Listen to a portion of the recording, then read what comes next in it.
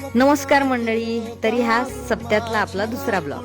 7 वाजले, ऑफिसची सुट्टी झाली, कधी एकदाची घरी जाते असं झालेलं. आणि तो क्षण आला आणि पूजा सुद्धा घरी आली होती. आम्ही निघालो परत गावी. जाताना लागलं थोडंफार ट्रॅफिक, त्यातून पुढे गेलो आणि खूप थंडी म्हणून म्हटलं चहाला वेळ आणि वेळेला चहा हवाच. थोडं कमी 9 वाजता आपण पोचलो. गावात पोचताच आमचं भाग्यच जणू. आम्ही गेलो भोजनासाठी. संत पंगत याच्यासारखं सुख कशातच नाही. जेवण तर गेलंच नाही घशाच्या खाली, कारण तिकडे कीर्तन उभं राहिलं होतं म्हणून कदाचित मन तिकडेच धावत होतं. नंतर आम्ही गेलो झोपी.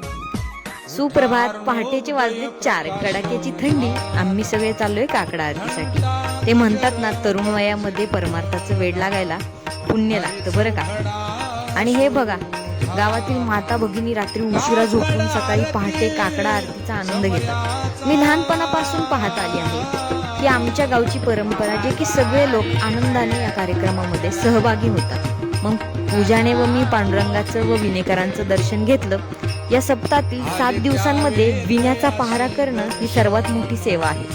हे विनेकरी रात्रभर जागून त्याची सेवा करतात. आणि गावची सुंदर सकाळ म्हणजे गावात सुटणारं पाणी, जे की पायपाने नव्हे तर हाताने वाहून घरात घेऊन जाण्याची मज्जा असते. तिथून आम्ही आलो घरी. आईची चालू होती सडा रांगोळी. उगवत्या सूर्यासोबत त्याचं केलं जाणारं पूजन. ही सुंदर पहाट फक्त गावाकडेच अनुभवायला मिळते बरं का मंडळी. आमच्या सप्त्याचं हे खास वैशिष्ट्य म्हणजे हा सप्ताह रथसप्तमीच्या मुहूर्तावर असतो. चला तर मंडळी, आम्ही चाललो पुण्याला कामासाठी. तर याच्यावर माझे बाबा काय म्हणतायत बघा. आणि काय जाऊ नका. आला इथे जा. सराला काय सांगू. सरांना म्हणावं आमचे जे काय आहे, तुमचं कष्ट करून मी आम्हाला 2 दिवस सुट्टी द्या. दिली की मग 4 दिवस. कवा? गुरुवारपासून सुट्टी आहे. गुरुवारपासून कालापर्यंत. असं ना. गुरुवार, शुक्रवार, शनिवार, रविवार, सोमवार पर्यंत. असं.